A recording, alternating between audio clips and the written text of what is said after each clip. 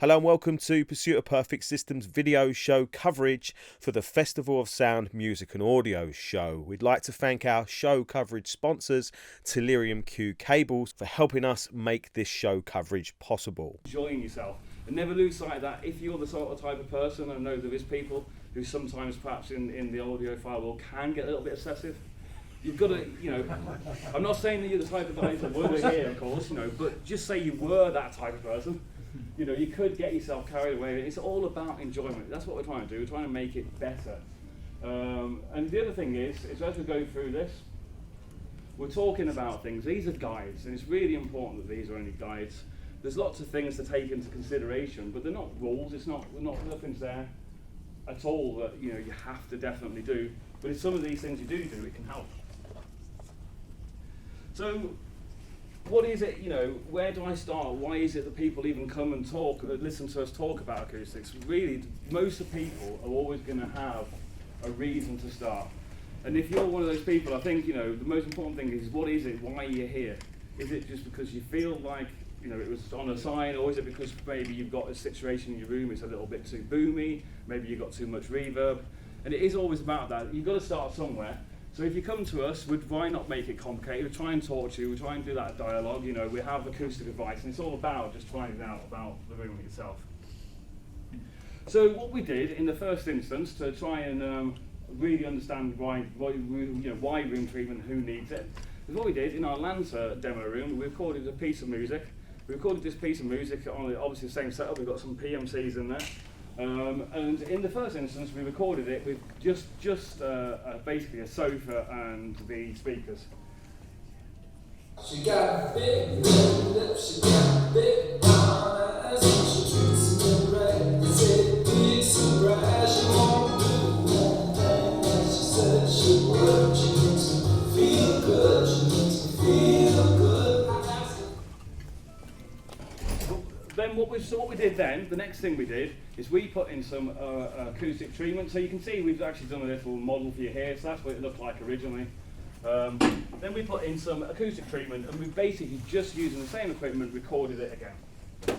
She got big red lips, she got big brown eyes, and she treats me right. They say big surprise, she won't do anything that she said she would. She makes me feel good, she makes me feel good. So as you can hear, the only difference in those was in the second one we'd actually treated the room, and in the first instance we hadn't. And basically, hopefully, what you should have all heard on the vocals, you should have heard the echo and the reverb in the first one have been cleared up. That's in the highs and mids, and you should have also heard the bass in the second one, a lot punchier, a lot more clear. And these are the sort of differences that we can do and make. Interesting thing about achieving these differences, it's not all about acoustic treatments, it's about room setup. And those are the sort of things that we're doing. And what we'll go through is we're trying to explain to you about bass, about reverb, and what difference and how important it is for you. So, first thing, before we get into sort of the nitty-gritty of just setting up your room, let's talk a little bit about physics. Because I'm sure that's what you all come for, because you love a bit of a science lesson. But what we're really interested in, we're interested in about how sound moves in that room. And a lot of what we do, and this is why we can consult with you, and look, is to do with room modes. And basically, this is how low frequency within the room, it actually moves around the room. The mids and the highs, they're directional sounds, and we can deal with that in a different way. But one of the things we're interested in is room modes, and how the room is actually affecting the speakers you have. So the three types of room modes, we've got axial, tangential, and oblique. Everybody knows what an axial mode is. Basically, it's the length, the height, and the width of the room. And basically, the way that each of the frequencies moves within that boundary is how it's going to affect the sound in your room. So a sound wave, for example, will go in octaves. If it hits in a quartile onto the edge of the room, you could have problems. What we also have now are two other room modes, a little bit less known. The tangential mode are based upon 4 room services. And this is generally why we always say, please try and avoid a square. Because what actually happens, if you've got a problem at 60 hertz and the dimensions are exactly the same, then that all it's going to do is double up the 60 hertz, and it makes it really difficult. If you have a cube, it makes it almost impossible to treat in that way. And the other type of mode we have is an oblique mode. And this is where, we say it's based on the dimensions of all 6 room services, but what it really is in reality is everything in that room affecting it. And the best examples that you can see of this in practice, and I've had a couple of customers recently, is bay windows.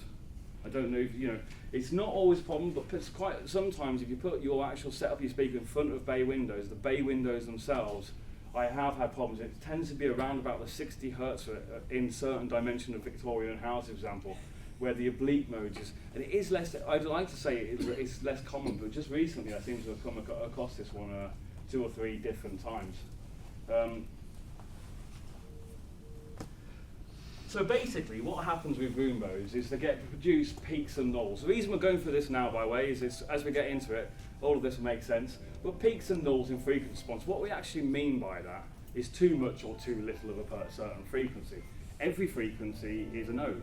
So one of the fun things I always have is I actually ever get to work with really well-trained piano players. They can literally go along and tell me exactly. They're the only people I know who can walk into a room and say, yes, that problem's at 120 hertz and be actually spot on, because every note relates to a frequency. So a peak is basically too much of something and a null is too little. So if you've got, and what happens is you get a situation where they basically, you've got too much and too little of one note and another, one note's going to wipe the other one out. So first of all, then, if you was coming to us and we was going to talk about what to do in a room, the first thing we're going to talk about is room setup. And this section doesn't cost anybody any money. This is not about treatment, this is about how you set up your room and some of the basic principles to look out for. So like I said before, no, it's not the be all and end all of everything. If you come to us and say, look, this is where I set my equipment up, I can't move it, there's lots of practical reasons, there's a living space, then what we do is we take the points that we're going to go through and we take them into consideration, so when we do start discussing treatment, we're going to keep some of these in aware of, so we say. So let's start with the first one. This is about where you set up. Do apologise that this has actually got a large mixed index in it. When we first ever wrote this program and we made the 3D models, we were doing it for a tour we did with PMC and Prism around universities for the Pro Audio world. But actually, and this is why it's so interesting with 2-channel in particular at home, is what is a mixing studio, what is a control room other than a 2-channel listening room. Ultimately, that is what they've got. Their setup is exactly the same. So really, what we're trying to do is replicate as much as possible the sounds that they're hearing and working on to get it in the home environment. So the first thing we'll do is, where do you set up? This isn't where we'd set up, by the way. So let's just give you an example. What we'd actually do is, if at all possible, we try and face the short wall. I know that people have said in the past we try and face the long wall. The reason we want to face the short wall is because the back wall, when we refer to back wall in acoustics, we always mean which way we're facing. So the back wall's always behind you, the front wall's always in front of you. So in this, what we're trying to do, we're trying to get the back wall as far away from us as possible. And the reason is because all those nasty modes in that room that are going through and hitting the boundaries, the closer it is to you, the more problems you're generally going to have. So the further we can get it away, the better. So that's point number one. The second point we're looking at, we're going to leave this in the same place. The next thing we're really interested in trying to achieve, if we can, is symmetry. Symmetry in the front, in the listening position, is really a key ingredient. And for example, if you came to me and you said that I couldn't, I want to put bass traps in the corners, behind my speakers, but only fit in one, it isn't something I would actually recommend. Symmetry is really essential. And with symmetry, what's really important is what we're trying to say is, imagine in this one, we've cut it away. Obviously, they've got to have a door somewhere. Let's just say that the door's nicely at the back of the room. What we're trying to do with symmetry is we're trying to make sure that we're exactly in the middle, not too far to the left, not too far to the right, in the middle, because if you go one way or the other, you're going to increase your bass problems. We're looking that the left and right, at all possible, is the same. It's the same. Bare walls is the best. In an absolutely ideal world, they'll be made of the same material, but that very, very rarely happens, as you can imagine. The chances of actually being the same materials, but you also want to avoid, if all possible, and I keep saying if all possible because I know I've talked to so many of you in this room already, and I know that you've got fireplaces, you've got unusual nooks and crannies. But if all possible, you want to avoid bookcases, you want to avoid you know, the fireplace being anywhere to either side of it. What we're trying to do is find a place in the room that's the most symmetrical. The third point I'd like to bring up on room setup, and this is for me, the most individual, most important point that you can ever do with setting up, is to do with a thing called SBIR, or what we call speaker boundary interference response.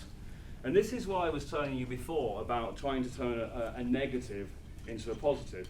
What a speaker boundary interference response really means is that if you buy a pair of speakers like these here and you put them in this room, they're going to interact with what's around them. If you've got a great big room, these are quite far from either side wall, there's plenty of room, then you're not going to really experience a lot of problems. However, in reality, most people don't have a large seminar room to listen to their music in.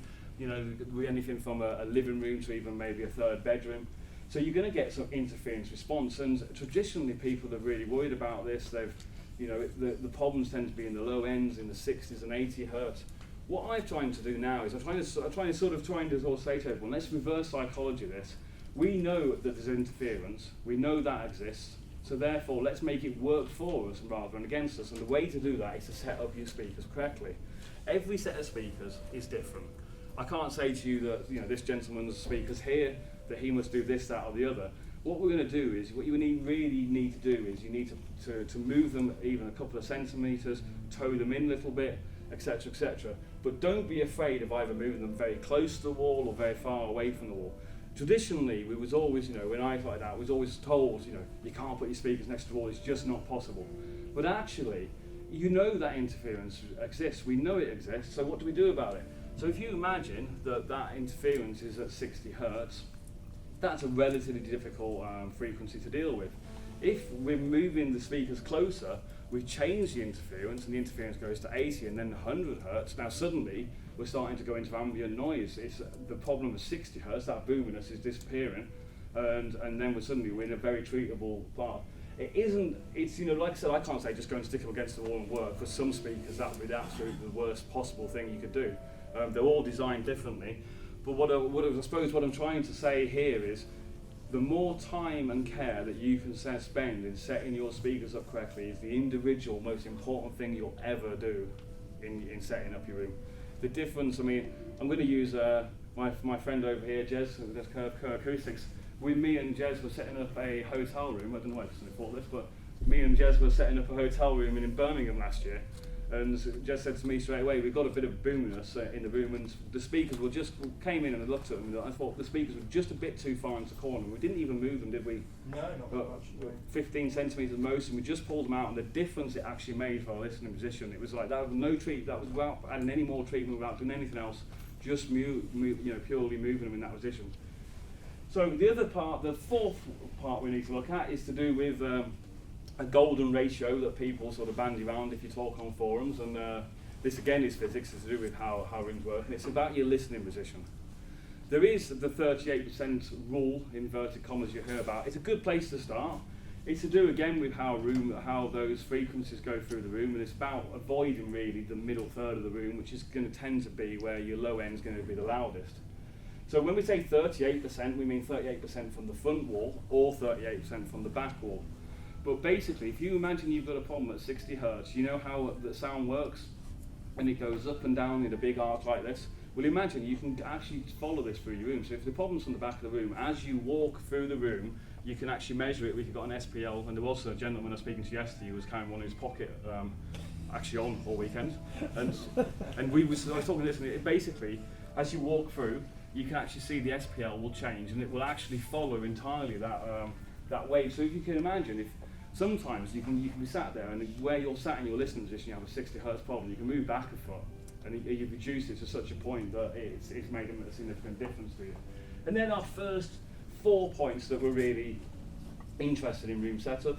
Let's just say, you come to me and you say, well, I've got a patio door there on the side, I can't move it around. We've already wired in a surround system, this is what we want to do. All I'd do is, like I'd say to you, I'd say, okay, we know that there's a lack of symmetry, that ideally, but it doesn't mean that it's untreatable, it just means it's a consideration that we need to take into account. Which moves us into placing room treatments. This is you know, the nitty-gritty of what we do. What I've done here is I've listed four different starting points. These are four sort of main points of acoustics. There's actually five. I'll chuck the fifth one in at the end. Now, the first thing about this, there is no order to room acoustics. That's why, you know, at the beginning I said, why did you come to me? We might actually start at any one of these points. And the reason is because acoustics is a holistic approach. And the reason it's a holistic approach is because if this gentleman, I don't know why, you unfortunately sat near the close, so the front, so you kind of get picked on, which is why I know that Jay there, a stereo note at the back, sat so far back so he could avoid being picked on. But let's just say this gentleman here came because it's too boomy, and we deal with that issue. So we dealt and we found out where we're going to do it in the corners. The thing is the way it works. If you get a situation then called masking, which is what we call it in the industry, we call it masking, which basically means we solve one problem and you just find out what the next problem is. And that's unfortunately is a little bit of the problem when you're dealing with acoustics. Is they are holistic. You need to try and to get an even response for that room. We need to take them all into account. So the first one is we're going to talk about is just because it suits me, as I say, because it kind of my mind works this way. We're going to deal with is early reflections. So what are early reflections? They're basically they come from your tweeter. They're directional. It's in their mids and highs, and they're the first sounds that come out. So this is how it basically works. So this is the direct sound that comes from the speakers and reaches your ears. What we do, and we're going to show a graph in a bit, we call this 0 milliseconds. This is our starting point is actually not when the sound leaves the speakers, but when it reaches our listening position. Then we're going to move on. What happens next is the computer screen goes on. Yep, here we are. Yeah, so basically, picking up where I left, so it's almost professional then, wasn't it? The left. Do you know what? I can hear a tint of mockery in some of this laughter. So the left speaker. So as the speaker, the left speaker hits the left wall and then it reaches your ear, and then you get the right speaker. The sound leaves there, it leaves the right wall and reaches your ear, and also you're also going to get on the ceilings and in listening rooms quite often as well, the floor. In pro audio, obviously the problem's the desk, but the floor if you've not got anything in place. We're a little bit wary now of just how hard I hit this. And then we get the next reflections. So left speaker hits the right wall, the right speaker hits the right wall, etc. And basically what happens is it creates a mess. And why does it create a mess? Well, there's a reason why it creates a mess. And basically it's to do with how our ears respond to sound. So what we're looking at is we're interested in the first 20 milliseconds of the sound dropping. And what we're interested in is anything in that first 20 dBs, it drops within 20 milliseconds. What happens, as reflected sound gets too quickly into our ears, our brains aren't actually quick enough to cope. So we don't actually know if we're hearing the direct sound or the secondary sound. And this is one of the things that you'll really hear the difference in, because this is where stereo imaging comes from. You can't create stereo imaging if actually you don't actually hear.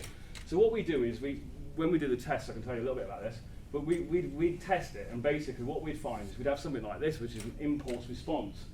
Every single line on this graph is a reflection. That's basically what it is. So there we've got our 0 milliseconds, that's our direct sound. Every other one is actually the microphone, the omnidirectional microphone, picking up a reflection from somewhere in that room. So you can see here, we've been highlighted at 15. You see all of those spikes above it. Every single one of those are reflections, but also a reflection in an area that we're not going to be able to comprehend. So we're going to put treatment on, and you'll see what happens when we do. So now we put the second one. You see how, especially around that 10-20 milliseconds, they've dropped down? What we did in this scenario is we put some panels on the wall. Now it hasn't cleared it up completely because we didn't actually put any panels on the ceiling because it was our demo room. We were just doing a quick demonstration for this. So they're still there, and they are actually the reflections. What you do find as well is you do actually find that sometimes you can get reflections right next to it from TV screens, all sort of things. There's actually a couple of other graphs within RLEW that gives you more of an indication. You can start measuring by space and time exactly where the problem comes from. But this is what we're trying to achieve. We're trying to get it down. But what you may have also noticed between the graphs is you see over 20 milliseconds to 50 milliseconds that also dropped down. The reason that dropped down is because that you can comprehend the difference in sound, and that's what we call an echo or reverb. And we all know reverb. We've all done the empty house business, and it's really, really noisy. Reverb itself is just mids and highs being basically when parallel surfaces sort of opposite each other and they bounce around. I mean, you've all been to pubs. There's pubs around here where they're really, really noisy because they're very hard surfaces on the floor and on the ceiling. But it's exactly the same scenario here. But obviously, because we've got some panels in, some of that reverb in that room has also dropped down. So basically, we've got the same scenario again. We get our direct sound. We put in some absorption panels. So basically, this is the idea. And to do this, you don't actually need to do a lot. The mids and highs are very manageable to do. We're talking about something. I just got a. Here, we still screen now. Yeah, this one. Yeah. So this is an example of a really simple acoustic panel. They only need to be 5 centimeters thick because of the range that they're working in. We're only talking about the 250 plus range, 250 hertz. Basically, you put them into place, and it's going to kill those reflections off. Some people have mentioned before should they put diffusion plates in. I never recommend putting diffusion plates just in your first reflection points. You can put diffusion there, and it can be done. But it's a tricky thing to do. I wouldn't want to be doing it unless I was measuring myself and perhaps doing the studio. So the easiest and the most effective way is to use a simple panel. The other thing that's really important, if you can do it, is the ceiling ones. And if the listening position was where the camera is back there, you basically it is halfway in between where you're going to do. To be honest with you, it sounds a lot harder. But really, if you sat there and look at those speakers, and you just think how the sound's going to come out and how it's going to come out of the speaker, you could almost, you could guess from here, and you'd probably be pretty close. Which is why a couple of panels seems to do the job really well. Just an example in a recording studio there. You can see where they've got the left and the right, and they've obviously got some ceiling panels. So the next one we're going to go for is the rear sidewalls. This is really just what we're talking about here is to do with reverb, echo. So you've treated left and right, but obviously you've still got quite a bit of space in the walls.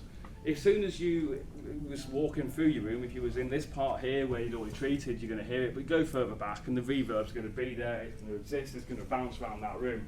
So how do we then get rid of that reverb?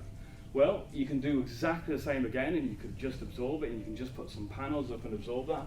We say 50 centimeters, by the way. It's not always actually that case, because if you've got other problems in the room at the same time, we may be using different panels.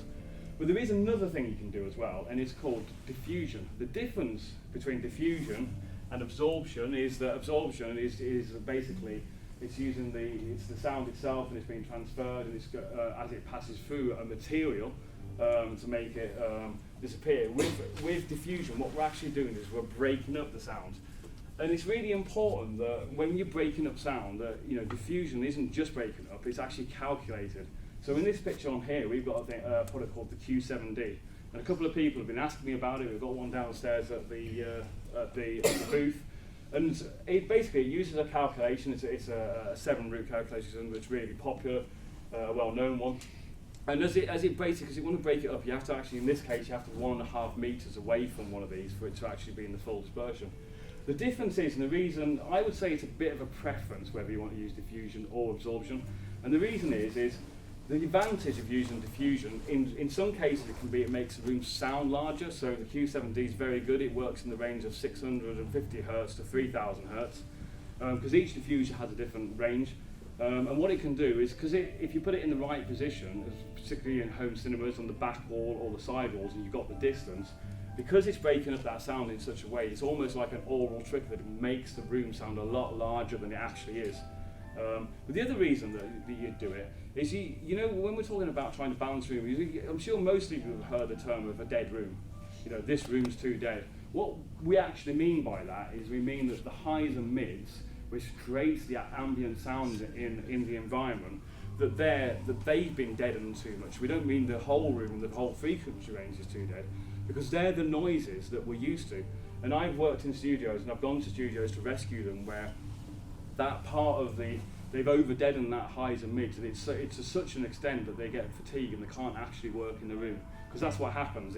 If you can imagine, if I put you into a chamber and you can't hear normal ambient sound, your brain instantly is trying to find out what's going on, where am I?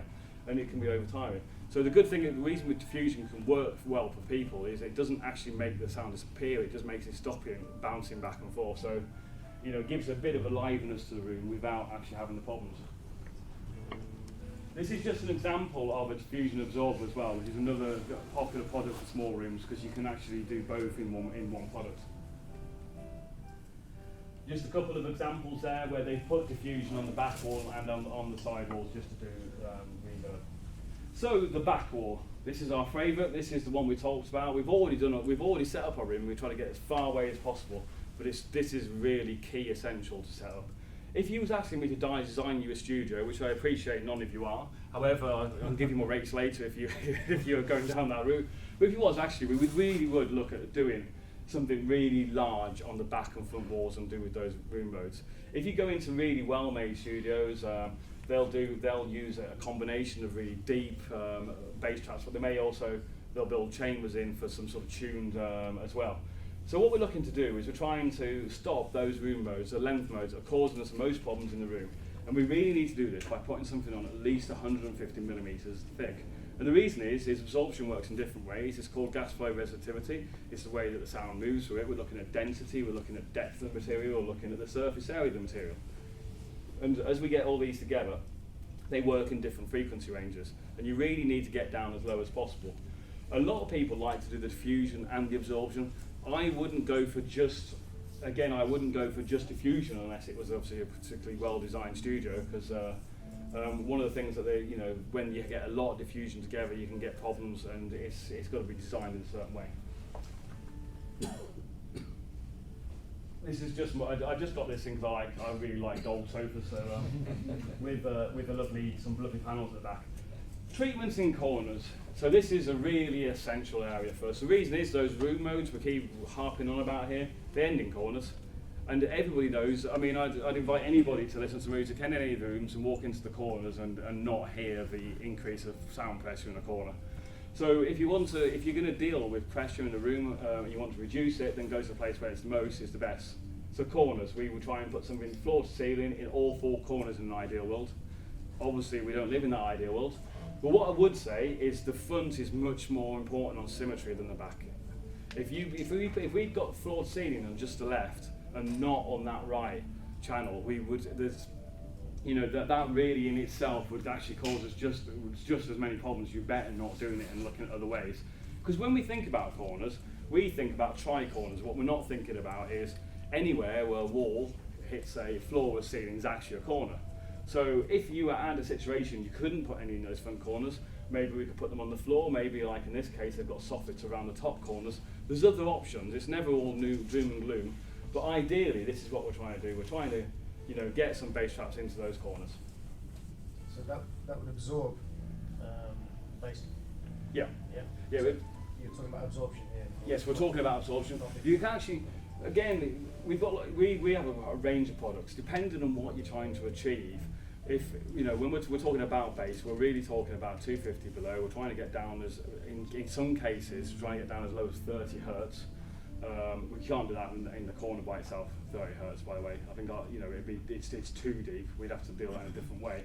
We're trying to get down as low as can. But if you, for example, had a really massive bass problems in your room and you didn't want to over-deaden it, then you might put in things like we can range limit them. This is where we put membranes in the front of them. And what that does is it reflects the frequencies over 400 hertz back, but only absorbs the bass. And that's because if you've already got a nice balance in mids and highs, but the bass is terrible, that's one option. Another one is to use a plate on the front of it. Again, that's going to, over 1 kilohertz in the case of the plates, it's going to actually either diffuse it or reflect some of that sound back. And it is all about creating the balance so that you can hear and appreciate the music for what it is. So yeah, that's what we're trying to do there. So we are trying to absorb. It's actually, the diffuser. If you actually look at diffusion range, if you wanted to try and diffuse a bass wave, I mean, it'd have to be so huge that it's just not practical. So you could. I think technically you could. The other thing is every room has a thing that they call the Schroeder frequency, where the actual dimensions of a room is where sound in that room. But actually goes from being directional to being non-directional, because the thing about bass is it is omnidirectional. It just goes everywhere, and that's why it follows and modes and ends in the corners. So there's that aspect of it as well. So that we're trying to deal with. What we got now is a waterfall graph. We use a Suno, but I actually like another one. I think I've got it on at the end. It's called a spectrogram. But has anyone seen these before? A waterfall graph? Basically, this is we've been talking a lot about directional. We've been talking a lot about sound pressure so far. One of the most important things about sound is how quickly it actually takes to decay, and that's where a lot of your problems come from. Because when we're talking about that room modes, is the build-up of the different frequencies within the room is what causes it. And what happens as they travel through and they start to interact with each other, it obviously causes interference, and it's either called constructive or deconstructive interference, and that's your nulls and your peaks, and that's actually what's happening within the room. And this is just a measurement here, just to give you an idea. On the left axis there, we've got the dBs. The dBs is relating quite simply to how loud it is. Most people would listen between 60 and 80. Anything that, I mean, obviously some people do have it held louder, but generally between 60 and 80. Along the bottom here, we've just got 30 to 200 hertz just for this. When we're running it, we do 0 to 20k. It's simple as this is just to show you the bass. And then the 3D part of it is the milliseconds. This is set at 400 milliseconds. I wouldn't even set mine this high, 300 at most. Because what we really want to do is get it to sort of below the decay time to 240 or less. A studio will have their decay time anywhere between 140 and 240. So even in a more scientific place like a studio, there's still a preference involved in it. In this case, what we've got is we've got two modes we're interested in. We've got that 34 and the 70. You can see how they're appearing out of the actual waterfall. So what we do is we take a room and we put some traps into the corner. And as you can see how it's starting to pull it back and it's starting to flatten it. Obviously the job's not done, but this is what we're trying to do. We're trying to get even decay time across all the frequencies. And ultimately that's what we're doing. So just by putting some treatment into corners, already you're stopping that out. And because we mentioned about the octaves, what we do quite often now, we really do this, is when we're looking at room modes, we'll be looking at the lowest denominator, because some of the problems you see in the room are just repetitions of the octaves. So if you deal with something at 40 hertz, then you find that later the 80, the 120, etc., is also starting to get dealt with. So we've just got a couple of examples here. This is a tiny little little studio someone set up, but this is so typical of this sort of very small spare bedroom. So they've got traps in the corners, on the left and the right, and on the ceiling, and on the back of the room they've also got they've got the big thick monsters on the back, and they've again got traps in the corners. So let's just have a little recap so far where we're at. So what we've basically done is we've treated our first reflection points. In this case, this time we've taken the desk out, but you wouldn't be sat there, but you could very well put a rug on the floor if you want to if you've got a hard floor, just to take off the reflections there.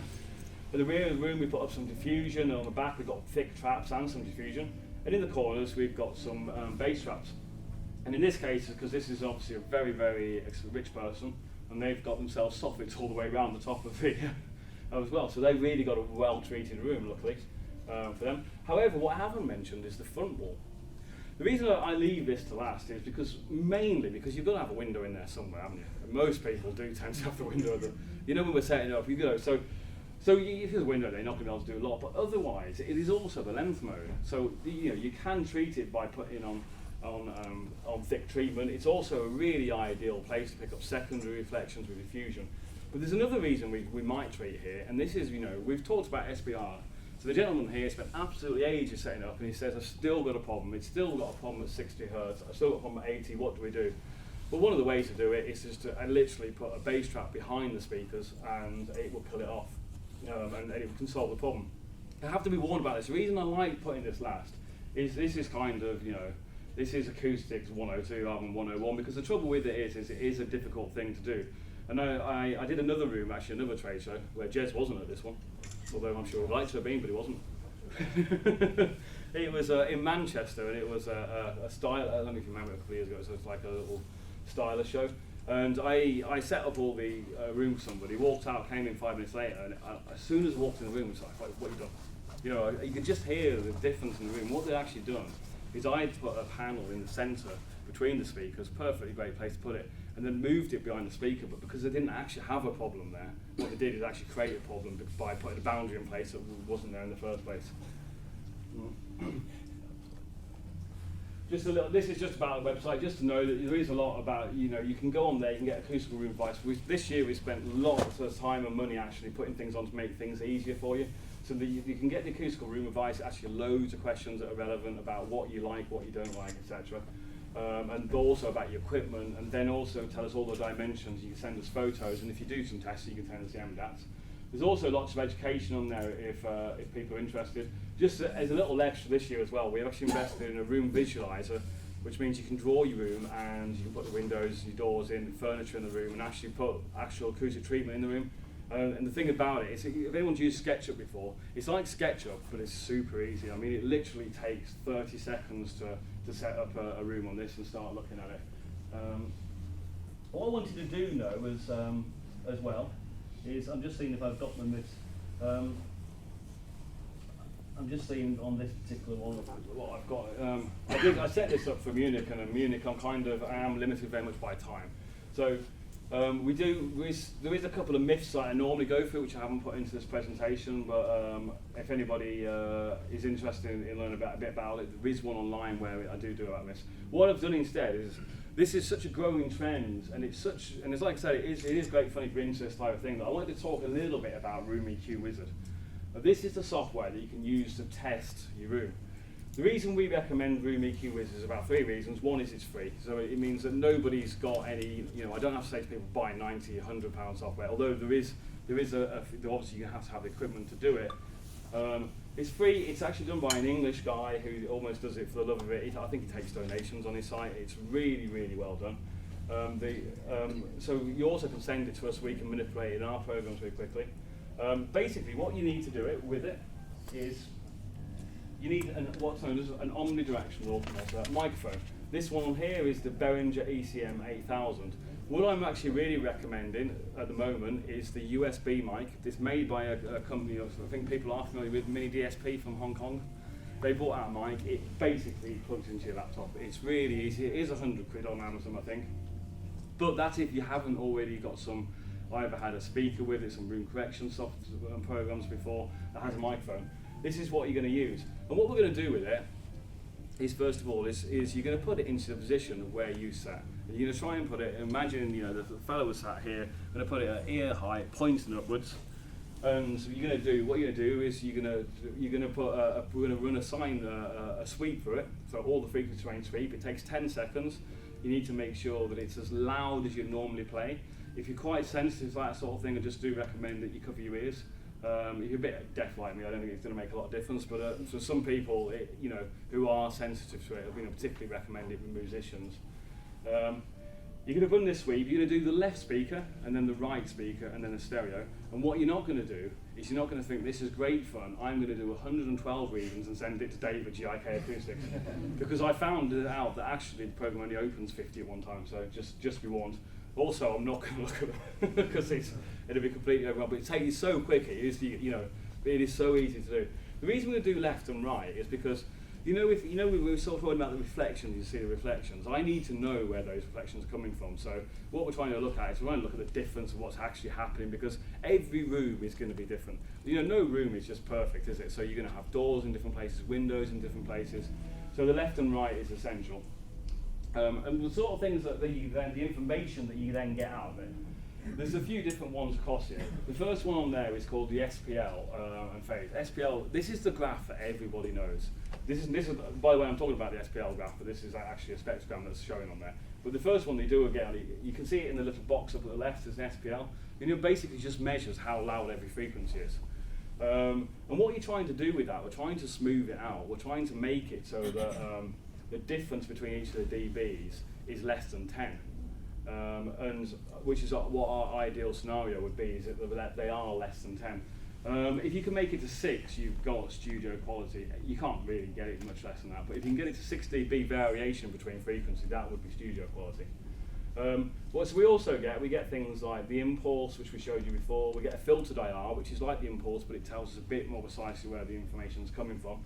We get an RT60, An RT60 result is basically what they'd use. It's the official one for building regulations. It's how quickly each frequency drops 60 decibels. What's interesting about it is you can't actually test that. You can only test 30, so they actually just do RT30 and double it up. So I'm not entirely sure why that happens. But this one's, you know, we saw the waterfall before.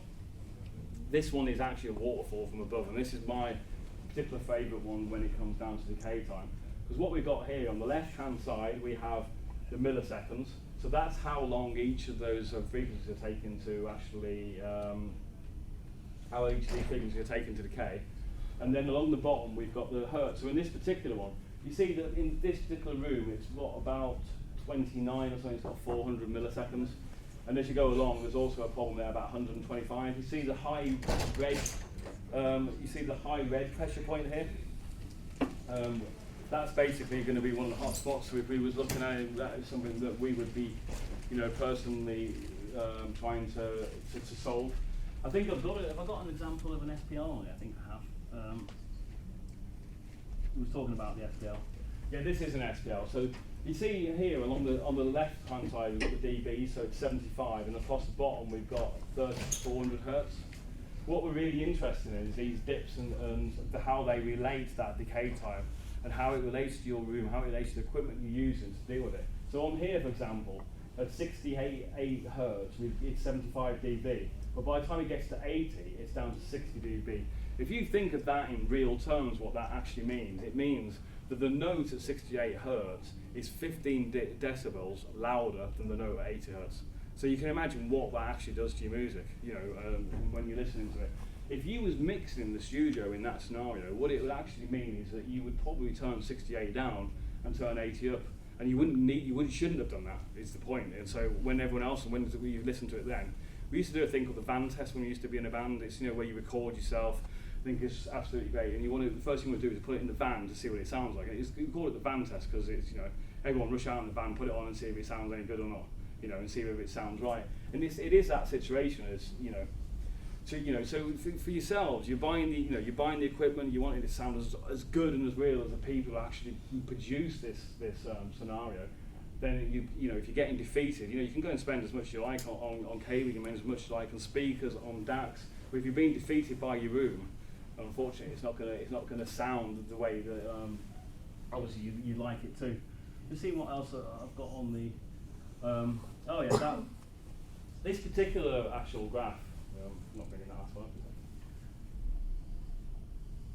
Yeah, this is an interesting one where we just did some tests, and it shows you how it goes back. But I'm just gonna, just so you've got this last bit before we finish. This is actually just so when you get onto the software, just so you can see again a little bit what it looks like. It'll come on like this. You go up to where it says measure. You go on there and ask you to calibrate it. If you buy a MiniDSP, they actually all come with calibration files that you just have to download from the site when you get it.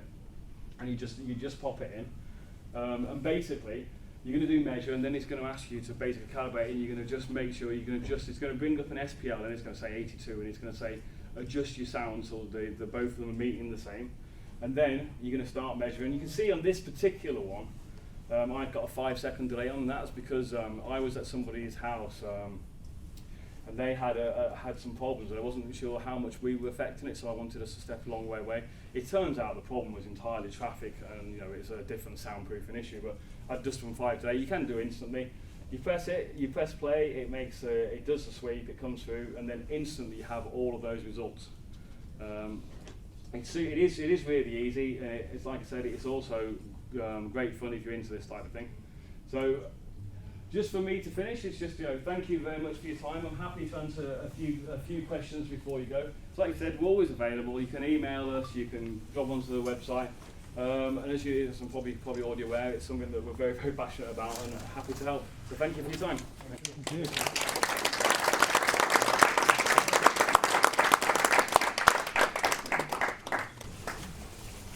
Yeah.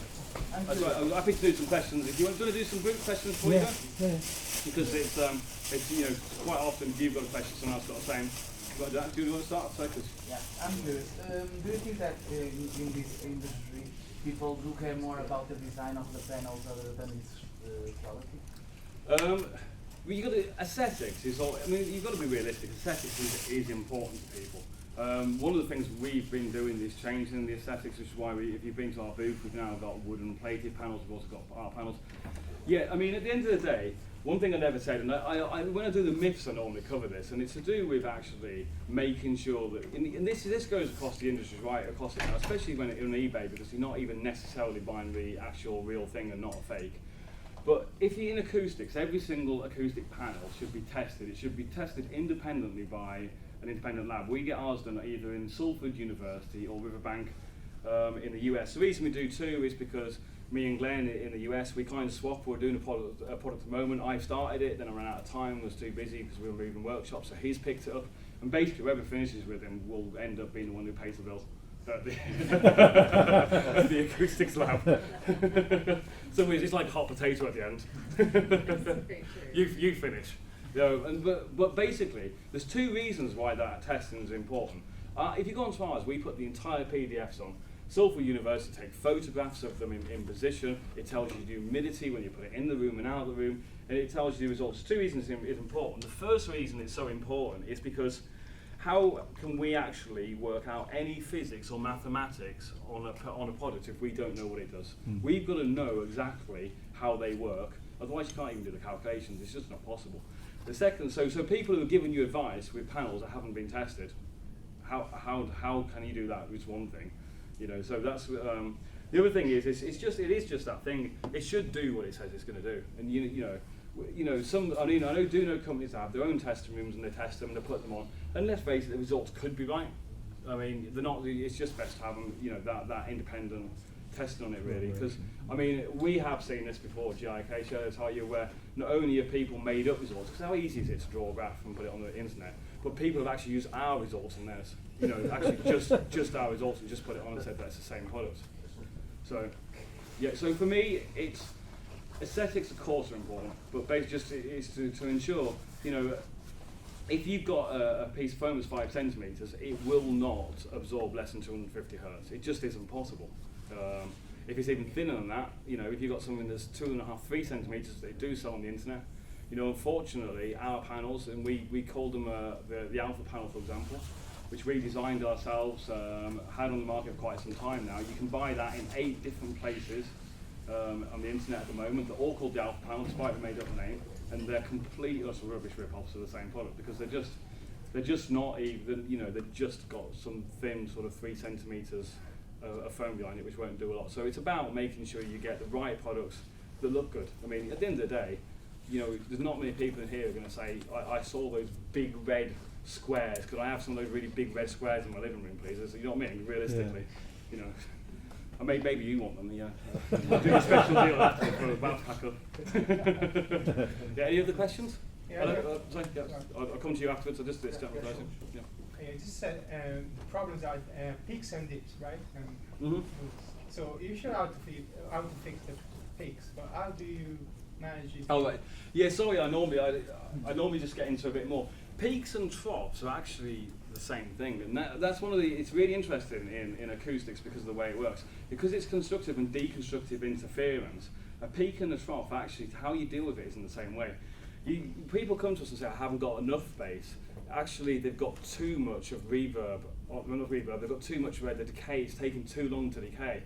So what actually happens, because you imagine, we talked about that wave, it's going up and down here, you're sat right in the quietest part of it because there's a lot in the room, then you're actually in the quiet part of it. So you actually deal with the dips in exactly the same way that you deal with the peaks. You deal with it, you get rid of it out of the room and it isn't there anymore. So when people say they have too little of something, in general they're just talking about a null.